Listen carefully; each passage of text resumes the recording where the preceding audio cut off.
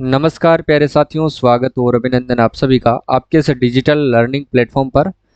और आज अपन बात कर रहे हैं मार्च माह के संपूर्ण करंट अफेयर्स के बारे में, जिसमें अपन 60 प्रश्नों की चर्चा करेंगे और एक ही क्लास में अपन पूरे करंट अफेयर्स का निपटारा करने वाले हैं। ठीक है, तो क्लास को आप पूरी रीड करिएगा क्योंकि एक एक प्रश्न आपके एग्जाम की दृष्टि से इंपॉर्टेंट रहने वाला है। ठीक है, तो चलिए शुरुआत करते हैं आज की क्लास की। पहला प्रश्न है आपके सामने मित्रों कि 17 मार्च 2023 को मुख्यमंत्री अशोक गहलोत ने 19 नए जिले और 3 नए संभाग बनाने की इन्होंने घोषणा की है।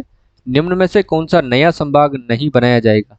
3 संभाग बनाने की इन्होंने घोषणा की है और 19 नए जिले बनाने की घोषणा की है। कब? 17 मार्च 2023 को। ठीक है, कौन सा जिला है साथियों जिसको संभाग नहीं बनाया जाएगा, ये आपको याद रखना है। तो ध्यान रखना, डूंगरपुर जिले को साथियों संभाग नहीं बनाया जाएगा, जबकि सीकर, बांसवाड़ा और पाली इन तीनों को संभाग बनाया जाएगा। और इसी के साथ ध्यान रखना साथियों, 19 जिले और इनके बाद 50 जिले अपने राजस्थान में कुल हो जाएंगे और साथ ही 10 संभाग भी अपने राजस्थान में हो जाएंगे। ठीक है, तो ये आपको अच्छे से याद भी रखना है।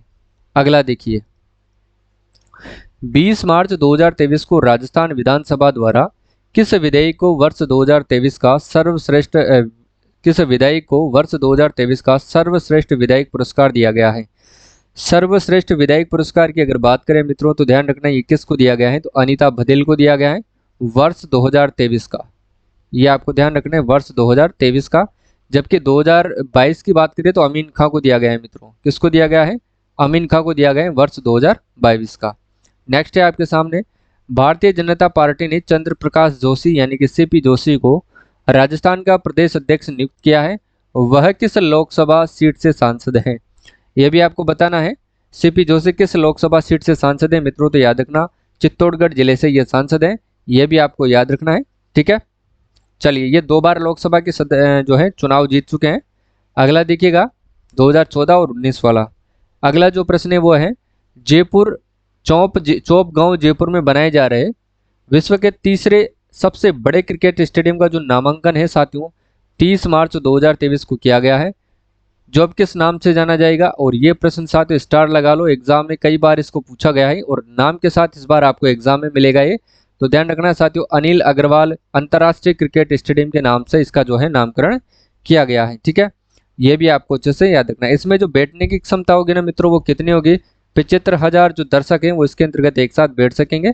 ये भी आपको याद रखना है। ठीक है, और इसका जो निर्माण है वो वेदांता समूह यानी कि आरसीए को पहले फेज के निर्माण के लिए 300 करोड़ रुपए दिया गया है। और आरसीए इसके जो संचालनकर्ता कौन रहते हैं? आरसीए के जो अध्यक्ष है वो कौन है साथियों? याद रखना, वैभव गहलोत है, वैभव गहलोत। अगर आरसीए की बात करें तो याद रखना साथियों, इसको बोलते अपन राजस्थान क्रिकेट एसोसिएशन। ठीक है, और राजस्थान राज्य क्रीड़ा परिषद के अध्यक्ष कौन है? तो यह भी ध्यान रखना है आपको, कृष्णा पूनिया है। नेक्स्ट क्वेश्चन देखिएगा, 18 मार्च से 1 अप्रैल 2023 को आयोजित होने वाले बाड़मेर के प्रसिद्ध मल्लीनाथ पशु मेले में कौन सी प्रतियोगिता मुख्य रूप से आयोजित होती है? तो वो कौन सी प्रतियोगिता है साथियों जो मुख्य रूप से आयोजित होती है? यह भी आपको बताना है। ध्यान रखना, दुधारी गाय की जो प्रतियोगिता यहाँ पर होती है, कहाँ पर? मल्लीनाथ पशु मेले के अंतर्गत, और ये कहाँ पर बढ़ता है? बाड़मेर में। ठीक है, अगला प्रश्न देखिए, राजस्थानी भाषा को संविधान की 8वीं अनुसूची में शामिल करने के लिए राजस्थान में कौन सा अभियान साथियों मार्च 2023 में चलाया गया था? ये काफी ज्यादा इंपॉर्टेंट है साथियों, क्योंकि राजस्थानी भाषा को संवैधानिक दर्जा दिलाने के लिए कौन सा अभियान चलाया जा रहा है? तो याद रखना, हेलो माइड्रो। ठीक है, हेला माइड्रो अभियान इसके तहत चलाया जा रहा है। ठीक है, ये भी आपको अच्छे से याद रखना है। और याद रखना साथियों, केंद्र सरकार ने राजस्थान भाषा को संविधान की 8वीं अनुसूची में शामिल करने के लिए किस समिति का इन्होंने गठन किया है? तो सीताराम महापात्रा समिति का इन्होंने गठन किया है। ठीक है, सीताराम महापात्रा समिति का इन्होंने गठन किया है, यह भी आपको याद रखना है। अगला जो प्रश्न है वो देखिएगा, मार्च 2023 में शुरू की गई डॉक्टर सविता बेन अंबेडकर योजना का संबंध किससे है? स्टार लगा लो मित्रों, एग्जाम की दृष्टि से इंपॉर्टेंट है। डॉक्टर सविता बेन अंबेडकर जो योजना है इसका जो संबंध है साथियों, अंतरजातीय विवाह से इसका संबंध रखा गया है। ध्यान रखना साथियों, जो भी लोग हैं वो अंतरजातीय विवाह करते हैं उनको प्रोत्साहित करने के लिए कितने लाख रुपए की राशि दी जाती है? तो 10 लाख रुपए की राशि दी जाती है। ये आपको याद रखना है, पहले 5 लाख रुपए की दी जाती थी, जिसे बजट 2023-24 में बढ़ा करके 10 लाख रुपए कर दिया गया है। ठीक है, अगला देखिए, नेक्स्ट है आपके सामने, 30 मार्च 2023 को मुख्यमंत्री अशोक गहलोत द्वारा शुरू की गई मुख्यमंत्री आश्रित सेवा योजना का संबंध किससे है? स्टार है। यह भी आपसे प्रश्न एग्जाम में पूछा जा सकता है। देखिएगा, इस योजना के बारे में अगर अपन बात करें मित्रों तो याद रखना, इस योजना के तहत आवागमन में असमर्थ लाभार्थियों के पास सेवा प्रदायक को भेजकर सरकारी योजनाओं का लाभ दिया जाएगा। इसका सही आंसर होगा ऑप्शन नंबर ए। ठीक है, यह भी आपको अच्छे से याद रखना है। चलिए, नेक्स्ट क्वेश्चन है आपके सामने। 10 मार्च 2023 को राजस्थान सरकार के सामाजिक न्याय एवं अधिकारिता विभाग की 3 योजनाओं को राष्ट्रीय स्तर पर स्कोच अवार्ड से सम्मानित किया गया और निम्न में से कौन सी योजना इनमें शामिल नहीं है? पालनहार योजना, अंतरजातीय विवाह योजना, उत्तर मैट्रिक छात्रवृत्ति योजना या फिर मुख्यमंत्री कन्यादान योजना। तो याद रखना साथियों, अंतरजातीय विवाह योजना, क्योंकि ये डॉक्टर सविता बेन जो है अंबेडकर योजना के अंतर्गत शामिल है। ठीक है, इसलिए इसको इसमें सम्मिलित नहीं किया गया है। अगला प्रश्न देखिएगा, नेक्स्ट क्वेश्चन की बात करते हैं। मार्च 2023 में शुरू की गई नंदन कानन योजना का संबंध किससे है? नंदन कानन योजना की बात करें मित्रों तो याद रखना इसका जो संबंध है वो किससे है? राजस्थान के मंदिरों की जो भूमि है उसकी चारदीवारी कर उन्हें संरक्षित और विकसित किया जाएगा, यह इसका उद्देश्य है नंदन कानन योजना। नेक्स्ट है, देखिए प्रश्न बहुत बड़ा है, ये ध्यान से पढ़िएगा इसको। देखिएगा, मार्च 2021 को राजस्थान राज्य विधानसभा द्वारा राजस्थान राज्य का जो राजस्थान स्वास्थ्य का अधिकार विधेयक यानी कि 2022 राइट टू हेल्थ बिल पारित किया गया। निम्न में से इस कथन को जो है इस विधेयक के बारे में गलत तथ्य आपको बताना है। गलत तथ्यों की पहचान आपको करनी है, ये आपको याद रखना है। देखिएगा, इस विधेयक के पारित हो जाने से कोई भी मरीज केवल पुलिस रिपोर्ट प्राप्त करने के आधार पर उपचार में देरी नहीं कर सकेगा, यह भी सही कथन है। गलत आपको बताना है, इस विधेयक में शामिल अस्पतालों में उपचार के लिए मरीजों को मना नहीं किया जा सकता, यह भी सही है। और Rajasthan right to health bill पारित करने वाला देश का दूसरा स्थान है, नहीं देश का प्रथम स्थान है, ध्यान रखना। सी वाला इसमें गलत हो जाएगा। ठीक है, और इमरजेंसी सेवा में उपचार का जो व्यय है साथियों संबंधित मरीज द्वारा वहन नहीं करने की स्थिति में पुनर्भरण राज्य सरकार द्वारा किया जाएगा, यह भी सही है। और राइट टू हेल्थ विधेयक के तहत मरीजों की शिकायत सुनने के लिए जिला और राज्य स्तर पर स्वास्थ्य प्राधिकरण का गठन किया जाएगा, यह भी बिल्कुल सही है। ठीक है, जिला और राज्य स्वास्थ्य प्राधिकरण 20,000 से लेकर 30,000 रुपये तक का जुर्माना भी कर सकेंगे, यह भी गलत है। यानी कि ध्यान रखना साथियों, सी और एफ इसके अंतर्गत गलत है, तो ऑप्शन 3 इसमें राइट आंसर हो जाएगा, सी और एफ। ठीक है, चलिए अगले क्वेश्चन की बात करते हैं अब। राजीव गांधी जल संचय योजना के बारे में निम्न में से कौन सा कथन गलत है? गलत कथन को पहचान करना है और आपको बताना है। देखिए, राजीव गांधी जल संचय योजना के प्रथम चरण की शुरुआत 20 अगस्त 2019 को की गई थी, बिल्कुल सही बात है। और राजीव गांधी जल संचय योजना के द्वितीय चरण की शुरुआत 22 मार्च 2023 को की गई थी, यह भी बिल्कुल सही है। इस योजना का उद्देश्य वर्षा जल का संग्रहण एवं संरक्षण करके भूजल स्तर में इसका वृद्धि करना है, यह भी बिल्कुल सही बात है। यह याद रखना साथियों, यह केंद्र जो है यह योजना केंद्र सरकार की अटल भूजल योजना के प्रथम स्थान पर शुरू की गई के अटल भूजल योजना के स्थान पर शुरू की गई थी, गलत है। ऑप्शन डी राइट आंसर है। ठीक है, अगला प्रश्न देखिए।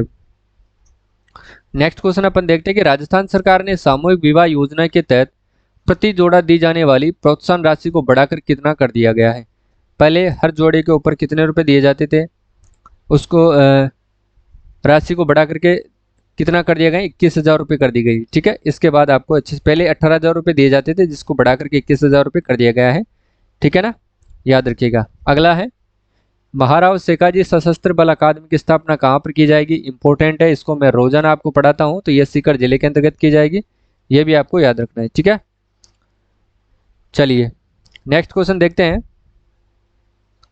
भादरी शहरी पेयजल योजना का संबंध किस जिले से है जिसके लिए बजट घोषणा 2023 के अनुसरण में 95.64 करोड़ की इन्होंने मंजूरी मार्च 2023 में दी है? ये भी इंपॉर्टेंट है, तो ध्यान रखना। ऑप्शन डी राइट आंसर है, हनुमानगढ़ जिले के अंतर्गत। नेक्स्ट है, राजस्थान में सुंदर कांति जोशी पुरस्कार किस क्षेत्र में दिया जाता है? अति महत्वपूर्ण प्रश्न है साथियों, लगा लेना स्टार। ये महिला क्रिकेटरों को दिया जाता है, ध्यान रखना है। ठीक है, अब वो कौन कौन से महिला क्रिकेटर हैं उनके अपन आगे चर्चा करते हैं। देखिए, वर्ष 2023 का सुंदर कांति जोशी पुरस्कार सीनियर वर्ग में राजस्थान के किस महिला क्रिकेटर को दिया गया है? तो सीनियर वर्ग की अपन बात कर रहे हैं, ये किस महिला को दिया गया है? तो याद रखना साथियों, सुमन मीणा को दिया गया है। और इंपॉर्टेंट प्रश्न याद रखिएगा। और जबकि अपन बात करते हैं साथियों जूनियर वर्ग की, तो सिद्धि शर्मा को दिया गया है ना। जूनियर की अगर अपन बात करें जूनियर वर्ग में दिया गया है सिद्धि वर्मा को, सॉरी सिद्धि शर्मा को। और सब जूनियर में किसको दिया गया है? परल बाणावत को। ये आपको याद रखना है, ठीक है।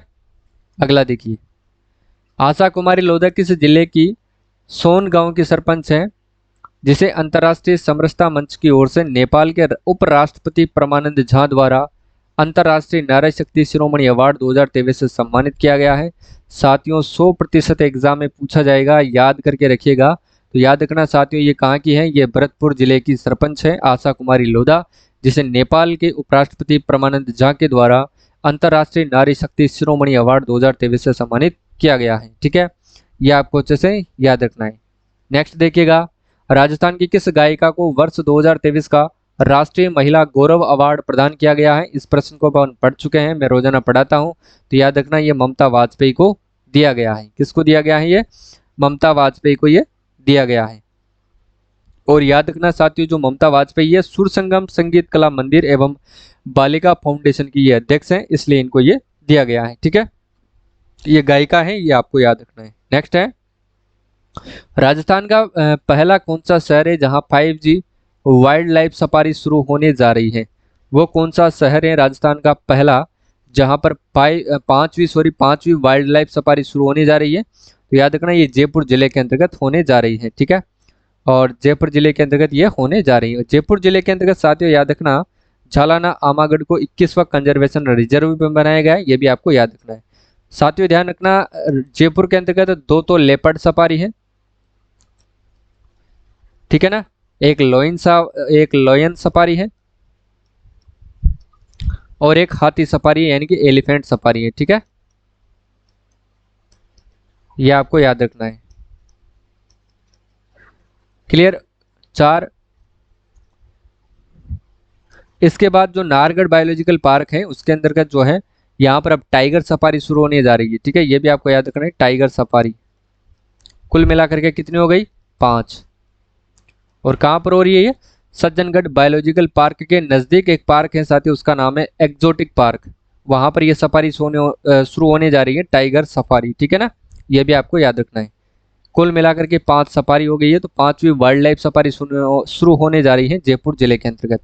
नेक्स्ट है, राजस्थान सरकार की जन कल्याणकारी योजनाओं की जानकारी आमजन तक पहुंचाने के लिए आर्थिक एवं सांख्यिकी विभाग द्वारा राजीव गांधी युवा मित्र कार्यक्रम के तहत यानी कि ट्विटर स्पेस पर कौन सा कार्यक्रम चलाया जा रहा है? बिल्कुल इंपॉर्टेंट प्रश्न है आपके एग्जाम की दृष्टि से, तो ध्यान रखना साथियों, कौन से चलाए जा रहे? काम री बाता चौपाल पर, काम की बाता चौपाल पर यह अभियान इसके तहत चलाया जा रहा है, इनकी कार्यक्रम चलाया जा रहा है, ठीक है। अगला देखिए, राजस्थान के किस मंदिर में उज्जैन के महाकाल कॉरिडोर की तर्ज पर विकसित किया जाएगा? ये वही मंदिर है जिसके अंतर्गत मित्रों अभी जो भूकंप आया था, भूकंप के जब झटके लगे थे तो सभी के सभी किस मंदिर में जाकर के भजन कीर्तन करने लगे थे? गोविंद देव जी के मंदिर में, ठीक है। तो ये वही मंदिर है, याद रखिएगा, गोविंद देव जी का मंदिर जो कहाँ पर है? जयपुर के अंतर्गत। और इसी को किसकी तर्ज पर विकसित किया जाएगा? उज्जैन के महाकाल मंदिर के तर्ज पर, ठीक है। याद रखना है, गोविंद देव जी मंदिर जो सभी के सभी भूकंप के जैसे ही झटके महसूस किए और सब मंदिर के अंतर्गत चले गए, ठीक है। दुख में सबको भगवान याद आता है। अगला देखिए, 29 मार्च 2023 को राजस्थानी भाषा साहित्य एवं संस्कृति अकादमी के वर्ष 2022 और 23 के लिए घोषित पुरस्कारों में सूर्यमल मिश्रण जो पुरस्कार दिया गया है वो किसको दिया जाएगा? तो ध्यान रखना साथियों, ये मधु आचार्य आशावादी को दिया गया है। किसको दिया गया है? मधु आचार्य आशावादी को ये पुरस्कार दिया गया है। अगर ओम नागर की बात करें तो साथियों याद रखना, इनको गणेशी लाल व्यास उस्ताद पुरस्कार से सम्मानित किया गया है और ये 12 जिले के निवासी हैं, ठीक है ना। और कमल रंगा की अगर अपन बात करें मित्रों तो इनको शिवचंद भरतिया पुरस्कार दिया गया है। और कमल रंगा कहाँ के निवासी हैं? तो याद रखना ये बीकानेर जिले के निवासी हैं।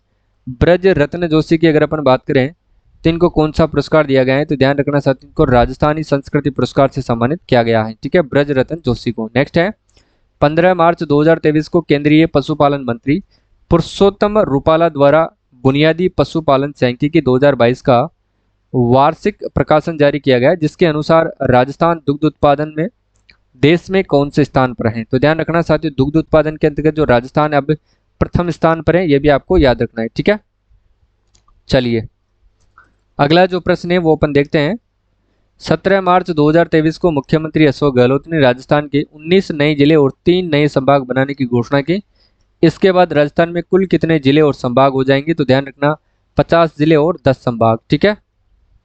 अगला प्रश्न है 17 मार्च 2023 को मुख्यमंत्री अशोक गहलोत ने राजस्थान में 19 नए जिले बनाने की घोषणा के बाद राजस्थान सबसे ज्यादा जिलों वाला देश का कौन सा राज्य बना है? यानी कि 19 नए जिले और 3 नए संभाग बनाने के बाद जो राजस्थान है देश का कौन सा राज्य बनेगा? किस नंबर का? तो ध्यान रखना तीसरे नंबर का। ठीक है। अगला प्रश्न देखिएगा। जबकि उत्तर प्रदेश साथियों 75 जिलों के साथ प्रथम स्थान पर है। ठीक है। और 55 जिलों के साथ मध्य प्रदेश दूसरे स्थान पर है। यह आपको याद रखना है। नेक्स्ट है 4 मार्च 2023 को दिल्ली में आयोजित स्वच्छ सुजल शक्ति सम्मान समारोह में राजस्थान की किस महिला को जल योद्धा श्रेणी में राष्ट्रपति द्रौपदी मुर्मू द्वारा सम्मानित किया गया है? इस प्रश्न को भी अपन कई बार पढ़ चुके हैं, तो ध्यान रखिएगा गायत्री देवी यादव को यह पुरस्कार दिया गया है। ठीक है। अगला देखिए 26 मार्च 2023 को दिल्ली बाल अधिकार संरक्षण आयोग द्वारा राजस्थान की किस महिला को चिल्ड्रन चैंपियनशिप अवार्ड से सम्मानित किया गया है? चिल्ड्रन चैंपियन अवार्ड 2023 से सम्मानित किया गया है। तो ध्यान रखना डॉक्टर कृति भारती को इस सम्मान से सम्मानित किया गया है। और क्यों किया गया है? क्योंकि साथियों इन्होंने बाल विवाह को निरस्त कराने में इन्होंने अपनी भूमिका निभाई है। यह भी आपको याद रखना है। ठीक है।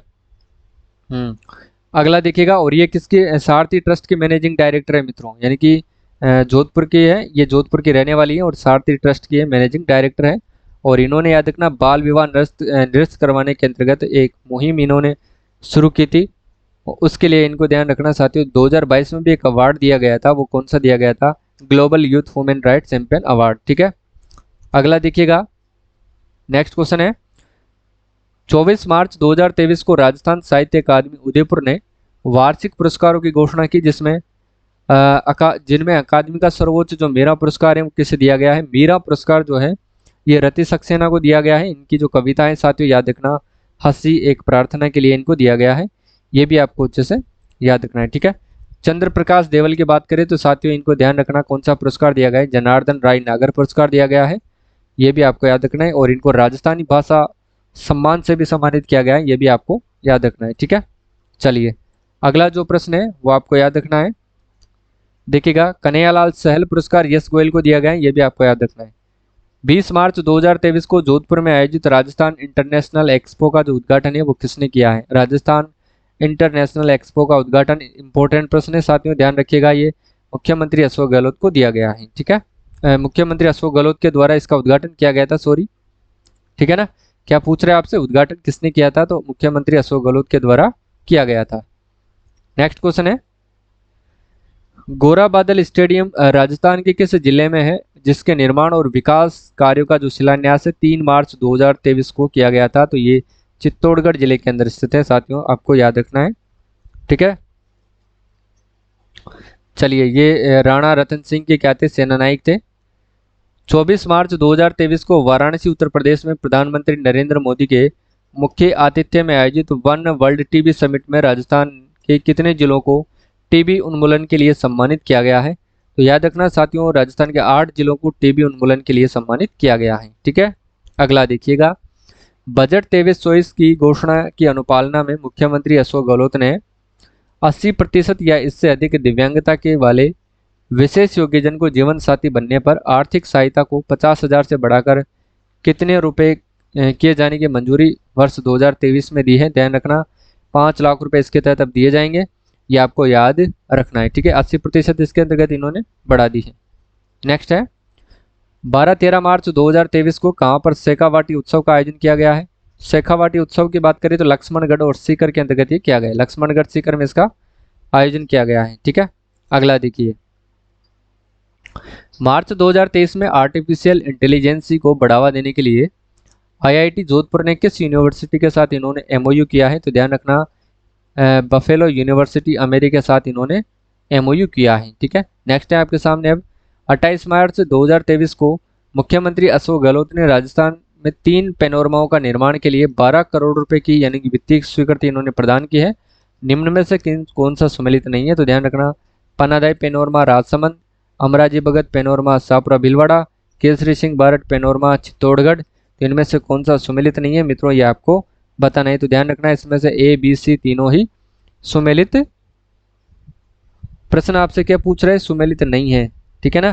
तो ध्यान रखना सुमेलित नहीं है, तीनों इसके अंतर्गत सुमेलित। जबकि पन्नादाई का पेनोरमा साथियों कहाँ पर बनेगा, ये आपको ध्यान रखना है, पांडोली चित्तौड़ में बनाया जाएगा। मैं आपको बता देता हूँ, पांडोली चित्तौड़ में जो है पेनोरमा बनाया जाएगा पन्नादाई का। जबकि अमराजी भगत का कहाँ पर बनेगा मित्रों, तो ध्यान रखना यह पर बनेगा चित्तौड़गढ़ के अंतर्गत बनाया जाएगा, ठीक है। चित्तौड़ में बनेगा अमराजी भगत का, और जबकि केसरी सिंह बारट का बनेगा शाहपुरा भीलवाड़ा में, शाहपुरा भीलवाड़ा में। क्लियर है। चलिए अगला देखिए अब, मार्च 2023 में अंतर्राष्ट्रीय होली महोत्सव का आयोजन कहाँ पर किया गया है। अंतर्राष्ट्रीय होली महोत्सव की बात करें तो यह पुष्कर के अंतर्गत किया गया है, और इंपॉर्टेंट प्रश्न भी है एग्जाम की दृष्टि से, इंपॉर्टेंट याद रखिएगा।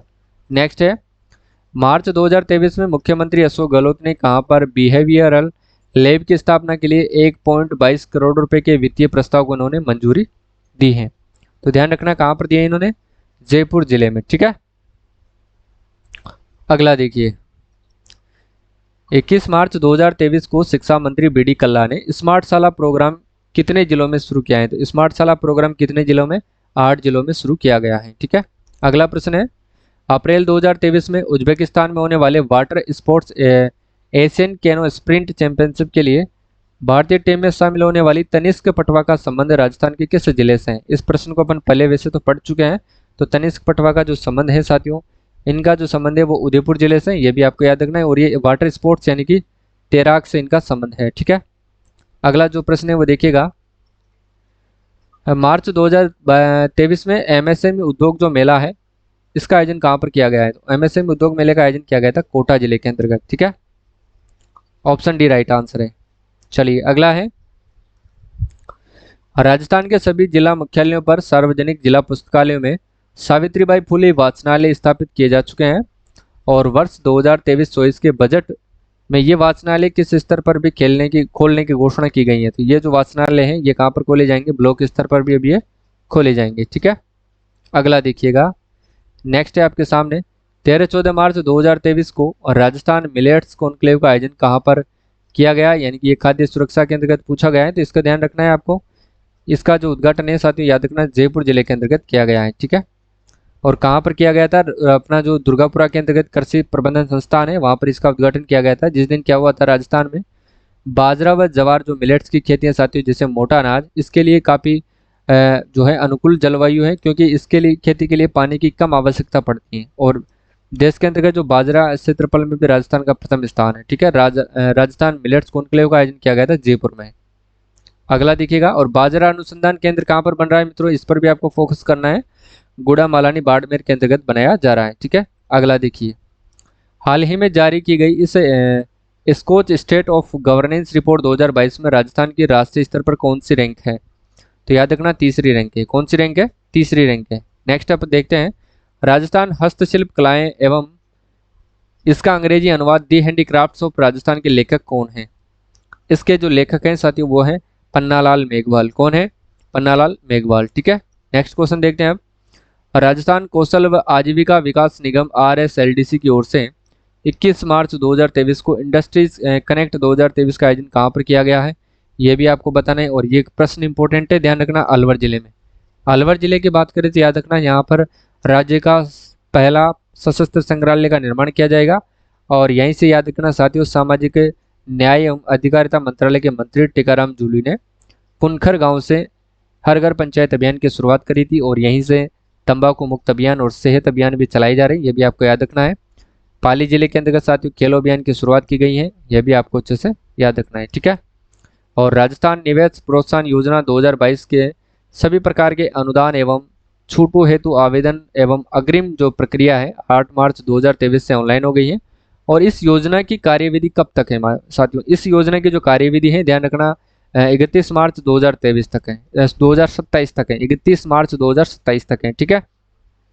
चलिए अगला जो प्रश्न है अपन देखते हैं, आस हेरिटेज ऑस्ट्रेलिया और पीडीकोर ने किस उद्देश्य के लिए मार्च 2023 को इन्होंने MOU किया है। तो याद रखना साथियों, पीडीकोर जयपुर शहर की पूरा संपदा के संरक्षण और संवर्धन के लिए। ठीक है, ये आपको याद रखना है। ठीक है, अगला है 22 मार्च 2023 को राजस्थान में पशुपालन सम्मान समारोह 2023 का आयोजन कहाँ पर किया गया है? पशुपालन सम्मान समारोह 2023 का आयोजन किया गया था मित्रों जयपुर जिले के अंतर्गत। ये आपको याद रखना है, इंपॉर्टेंट प्रश्न है। अगला है 20 मार्च 2023 को राजस्थान विधानसभा द्वारा राजस्थान नगर पालिका संशोधन विधेयक 2023 पारित किया गया, जिसके बारे में निम्न में से कौन सा कथन सही है?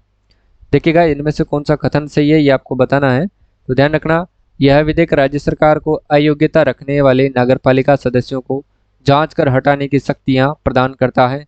ऑप्शन सी राइट आंसर है, ये आपको याद रखना है। ठीक है, चलिए नेक्स्ट अपन देखते हैं 30 मार्च 2023 को राजस्थान दिवस को राज्य सरकार द्वारा किस रूप में मनाया गया था? तो याद रखना, लाभार्थी उत्सव के रूप में मनाया गया था। ठीक है, अगला देखते हैं मार्च 2023 में राजस्थान साहित्य उत्सव 2023 यानी कि साहित्य कुंभ 2023 का जो आयोजन है वो कहाँ पर किया गया था? ये प्रश्न साथियों इंपॉर्टेंट है, इसको ध्यान में रखना है। साहित्य उत्सव वाला राजस्थान साहित्य उत्सव 2023 यानी कि साहित्य महाकुंभ ये जोधपुर के अंतर्गत मनाया गया था। ठीक है, इसके बाद अपन देखते हैं अगला प्रश्न क्या है। देखिएगा, राजस्थान का पहला वाहन स्क्रैपिंग सेंटर खुला है, जिसका वर्चुअली उद्घाटन केंद्रीय सड़क व परिवहन मंत्री नितिन गडकरी ने किया है। यहाँ ये कहाँ पर खुला है? तो ध्यान रखना है जयपुर में, और जयपुर में भी अजमेर रोड पर खुला है मित्रों, ये आपको याद रखना है। ठीक है, चलिए नेक्स्ट क्वेश्चन अपन देखते हैं। मार्च 2023 में सिंगापुर और भारतीय सेना का द्विपक्षीय युद्धाभ्यास बोल्ड कुरुक्षेत्र कहाँ पर संपन्न हुआ है? बोल्ड कुरुक्षेत्र की बात करते हैं तो साथियों ये जोधपुर जिले के अंतर्गत संपन्न हुआ है, यह भी आपको याद रखना है। जबकि साइक्लोन पस्ट का जो है ये कहाँ पर संपन्न हुआ है? तो जैसलमेर में हुआ है। ठीक है, अगला देखिएगा 71वीं अखिल भारतीय पुलिस एथलेटिक्स यानी कि लखनऊ में राजस्थान पुलिस ने कुल कितने अवार्ड जीते हैं? ये भी काफी ज्यादा इंपॉर्टेंट है, तो ध्यान रखना 21 पदक इन्होंने जीते हैं, ये भी आपको याद रखना है। ठीक है, जिनमें से 7 गोल्ड थे और 8 रजत थे और 6 ब्रॉन्ज थे। ठीक है, ये पदक इन्होंने जीते हैं। नेक्स्ट अपन देखते हैं, अब देखिएगा 3 मार्च 2023 को आयोजित रिन्यूएबल एनर्जी कॉन्क्लेव में राजस्थान में अक्षय ऊर्जा क्षेत्र में कितना निवेश आने का इन्होंने एमओयू हुआ है? तो याद रखना कितना निवेश आएगा? 87,000 करोड़ रुपए का निवेश इसके अंतर्गत किया जाएगा। नेक्स्ट अपन देखते हैं मार्च 2023 में महेंद्रगढ़ हरियाणा में संपन्न सीनियर राष्ट्रीय महिला कबड्डी चैंपियनशिप 2023 में राजस्थान ने कौन सा पदक जीता है? तो राजस्थान ने कांस्य पदक जीता है, ये भी आपको याद रखना है। ठीक है, प्रश्न सीधा एग्जाम में पूछ लिया जाता है। चलिए अगला देखते हैं। नेक्स्ट है मनरेगा 100 दिवस पूर्ण करने वाले परिवारों को अब कितने दिनों का अतिरिक्त रोजगार प्रदान करने की मंजूरी दी है? तो 25 दिन अतिरिक्त मनरेगा के तहत रोजगार दिया जाएगा, ये भी आपको याद रखना है। जबकि कथोड़ी और शहरिया जो जनजाति हैं साथियों उनको अतिरिक्त 100 दिवस का रोजगार उपलब्ध करवाया जाएगा। ठीक है, चलिए अगला प्रश्न अपन देखते हैं। अब international committee of sports for def की ओर से मार्च 2023 में जारी रैंकिंग में राजस्थान के किस शटलर को वर्ल्ड नंबर 1 की जो रैंकिंग है वो दी गई है? वो कौन है साथियों? याद रखना वह है अभिनव शर्मा। ठीक है, ये आपको याद रखना है। नेक्स्ट क्वेश्चन देखते हैं अब राजस्थान एथलेटिक्स संघ के अध्यक्ष जिन्हें एथलेटिक्स फेडरेशन ऑफ इंडिया की मैनेजमेंट कमेटी में शामिल किया है वो कौन है मित्रों? ये भी आपको याद रखना है, गोपाल सैनी है, और ये इंपॉर्टेंट प्रश्न है, याद रखिएगा। ठीक है, कृष्णा पूनिया राजस्थान राज्य क्रीड़ा परिषद के अध्यक्ष हैं। वैभव गहलोत की बात करें तो ये आरसी के अध्यक्ष है, यानी कि राजस्थान क्रिकेट एसोसिएशन के ये अध्यक्ष हैं। ठीक है, अगला जो प्रश्न है और लास्ट प्रश्न है अपना, मार्च 2023 में जलंधर पंजाब में आयोजित छठे फेडरेशन कप वुशु प्रतियोगिता में ओवरऑल राजस्थान कौन से स्थान पर रहा है? तो ध्यान रखना साथियों राजस्थान प्रथम स्थान पर रहा है, और प्रथम स्थान रहा है साथियों 11, इन्होंने 6 स्वर्ण पदक जीते, 9 रजत और 11 कांस्य पदक जीत करके प्रथम यानी कि पहली पदक तालिका में इन्होंने स्थान प्राप्त किया है। यानी कि 6 तो गोल्ड इन्होंने जीते हैं और इन्होंने 9 रजत पदक जीते हैं और 11 इन्होंने ब्रॉन्ज मेडल जीते हैं। ठीक है, इस प्रकार से इन्होंने कुल कितने पदक जीते हैं? 15 और 11 यानी कि 26 पदक इन्होंने जीते हैं। ठीक है, तो आज की क्लास यहीं पर समाप्त होती है। आज अपन ने कुल ध्यान रखना साथियों 62 प्रश्नों पर चर्चा करी है, और ये आपके एग्जाम की दृष्टि से काफ़ी ज़्यादा इम्पोर्टेंट है और आपके लिए बहुत ही रामबाण साबित होगी ये क्लास। तो डेली आपको मंथली रिवीजन में करवा रहा हूँ, तो जून तक अपन रिवीजन करेंगे, उसके बाद अपन राजस्थान करंट अफेयर्स की पहले की तरह क्लासेस स्टार्ट कर देंगे। ठीक है, आज के लिए बस इतना ही, मिलते हैं कल की क्लास में, तब तक के लिए जय हिंद जय भारत।